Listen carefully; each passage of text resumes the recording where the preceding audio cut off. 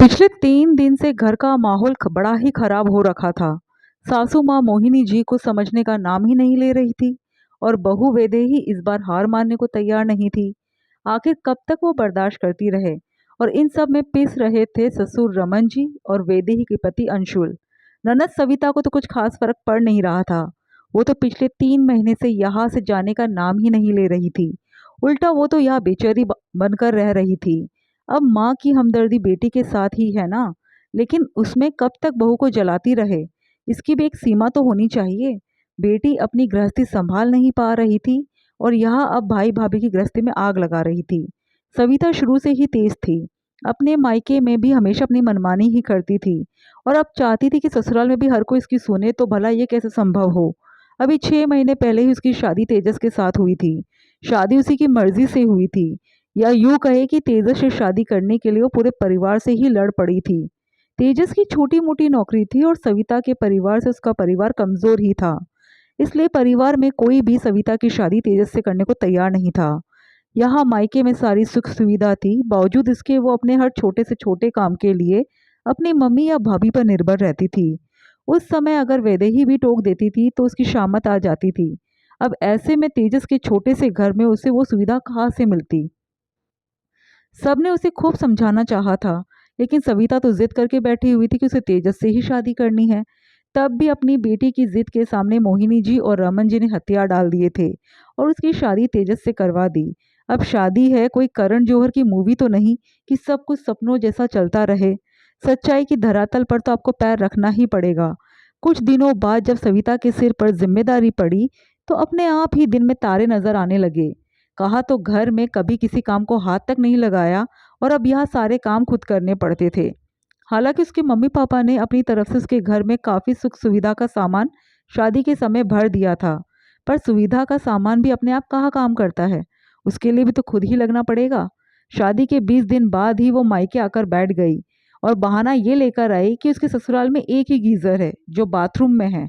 रसोई में गीज़र नहीं है और उसे ठंडे पानी से रसोई का काम करना पड़ता है। इस कारण से उसे बहुत परेशानी होती है। अब अंशुल ने कहा, इतनी सी छोटी सी बात पर कोई ससुराल छोड़कर भला मायके आ जाता है क्या। तो मोहिनी जी ने अंशुल को ही डांट दिया। अब क्या बेटी अपने माता पिता को भी नहीं बोलेगी कि उसे क्या परेशानी है। तू चुप कर, अभी तो मैं बैठी हूँ, मैं सब देख लूंगी। जब बेटे को ही डांट दिया तो बहू की क्या बिसात थी। इसलिए तब वैदेही ने कुछ नहीं कहा। 2 दिन बाद मोहिनी जी सविता के साथ गीजर लेकर उसके ससुराल पहुंच गई और उसे वहां रसोई में फिट करवा दिया। ये देखकर उसके सास ससुर भी झेप गए, क्योंकि उन्हें तो पता ही नहीं था कि वो गीजर के लिए रूठ कर अपने मायके आकर बैठी है। वो तो अपने सास ससुर से कहकर गई थी कि वो मायके मिलने जा रही है। पर तब भी मोहिनी जी ने सविता का ही पक्ष लिया था। समधी जी, अभी ये नहीं है। अगर इसे अपनी बेटी मानकर आप पूछोगे तो ये दिल की बात जरूर कहेगी। फिर नए घर में बसने में थोड़ा वक्त तो लगता ही है। ये सुनकर उसके सास ससुर ज्यादा कुछ नहीं बोले। आखिरकार इज्जतदार व्यक्ति थे, अपने घर की शांति के लिए खुद ही चुप हो गए। लेकिन जब पहली बार में ही बढ़ावा मिल जाए तो फिर इंसान की हिम्मत अपने आप बढ़ जाती है। उनकी इस चुप्पी को सविता ने उनकी कमजोरी समझ लिया। उसे लगा कि उसके ससुराल वाले उसके मायके वालों से हमेशा दब कर रहेंगे, क्योंकि वो लोग इनसे कमजोर है। अब तो छोटी छोटी बात पर वो उन लोगों से बहस कर लेती थी। उसे अगर कोई कपड़ा साड़ी या कुछ और पसंद आ जाता तो वो तेजस से कभी नहीं कहती। वो मोहिनी जी को फोन लगाती थी और मोहिनी जी एक अच्छी माँ की तरह उसका पेमेंट कर दिया करती थी।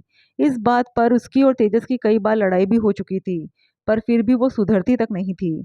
उसके मायके से आई हुई किसी चीज को अगर तेजस की छोटी बहन साक्षी इस्तेमाल कर ले तो उसमें भी वो चिढ़ जाती थी और फिर वो उससे झगड़ पड़ती थी। अपने मायके में कभी तुमने सुविधा देखी नहीं है और तुम मेरी चीजों को हाथ लगाती रहती हो। खबरदार मेरे मायके से आई हुई किसी चीज को हाथ भी लगाया तो। ये सुनकर तेजस के माता पिता साक्षी को ही समझा देते और चुप करवा देते। पर अभी 3 महीने पहले की बात है। तेजस की मम्मी की तबीयत खराब थी तो सविता तो रसोई में काम करने के लिए आई तक नहीं। ऐसे में साक्षी ने ही सारा खाना बनाया। अपने मम्मी पापा को खाना खिलाने के बाद वो रसोई में काम कर रही थी।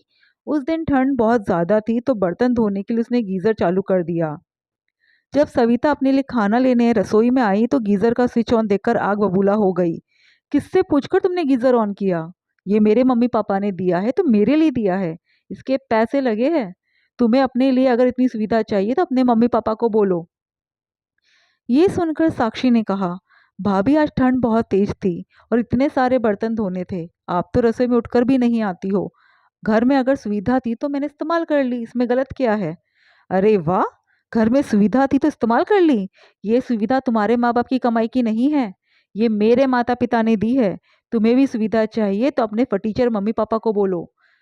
ये सुनकर साक्षी को गुस्सा आ गया। आज तो उसने पलटकर जवाब दे दिया, भाभी आपके मम्मी-पापा ने सुविधा दी होगी, लेकिन जिस घर में आप ये सुविधा इस्तेमाल कर रही हो ना, वो घर मेरे माँ-बाप का है।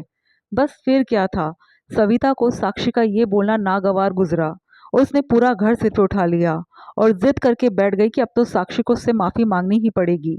लेकिन इस बार साक्षी की मम्मी ने भी साफ-साफ कह दिया, साक्षी किसी भी बात की माफी नहीं मांगेगी। चाहे तो बहू अपना बंदोबस्त कहीं और कर ले, हमारे बर्दाश्त करने की इतनी ही हद है। बस तब से सविता अपने मायके आकर बैठी हुई थी, इस जिद के साथ कि अब तो वो अपने नए घर में ही तेजस के साथ रहेगी, उसे अपने सास ससुर के घर में नहीं रहना। अब मकान खरीदना कोई गीजर खरीदने के बराबर तो है नहीं। बस तब से घर का माहौल खराब था। वो तो ससुराल जाने का नाम तक नहीं ले रही थी, यहाँ तक कि तेजस भी उसे लेने नहीं आया। अब तो आलम ये हो चुका था कि मोहिनी जी और वैदेही के बीच में भी सविता को लेकर आए दिन बहस हो जाती थी और रमन जी और अंशुल उन दोनों के बीच में पीस रहे थे। आज उसे आए हुए पूरे 3 महीने हो चुके थे।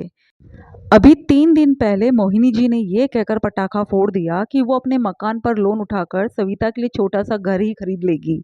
बस तब से वैदेही गुस्सा थी। बेटी को समझाने की जगह उसे हर बात में शय देकर उसे एक तरीके से मोहिनी जी बिगाड़ ही तो रही थी। हालांकि रमन जी और अंशुल भी इस फैसले के खिलाफ थे, पर वो ज्यादा कुछ कर नहीं पा रहे थे। शाम को जब रमन जी और अंशुल घर पर आए, तब मोहिनी जी ने वापस उसी बात को छेड़ा। क्या डिसीजन लिया आपने, बताइए। ऐसे बेटी परेशान होती रहे, इससे अच्छा है कि हम उसे छोटा सा घर ही खरीद दे और उसका भविष्य सुरक्षित कर दे। इससे पहले कि कोई कुछ कहता, रमन जी ने कहा, मुझे इससे कोई एतराज नहीं है। तुम बेटी के नाम से घर खरीदना चाहती हो तो बिल्कुल खरीदो, लेकिन एक बात बताओ, क्या तेजस अपने माता पिता को छोड़कर सविता के साथ अलग होने को तैयार है? क्यों नहीं तैयार होगा, बिल्कुल तैयार होगा। अब की बार सविता बीच में बोली, पर मुझे तो ऐसा नहीं लगता बेटा। इन 3 महीनों में ना तो उसने तुमसे मिलने की कोशिश की, ना ही तुमसे फोन पर बात की। अगर वो इन चीजों के लिए तैयार होता तो कम से कम उन लोगों की तरफ से कुछ तो कोशिश होती। रमन जी ने कहा तो मोहिनी जी ने कहा, मतलब क्या? मैंने आज तेजस के ऑफिस में जाकर उससे बात की थी। वो तो अपने माता पिता को छोड़ने को तैयार नहीं है। उसने तो यहाँ तक कह दिया कि चाहे तो हम लोग उनके घर से सविता का सारा सामान ला सकते हैं और उसका दूसरी जगह विवाह करवा सकते हैं। अगर सविता चाहे तो उसे तलाक भी देने को तैयार है। ये सुनते ही मोहिनी जो सविता दोनों सकते में आ गए। ये देखकर रमन जी ने कहा, अब तुम दोनों माँ बेटी डिसाइड कर लो कि करना क्या है।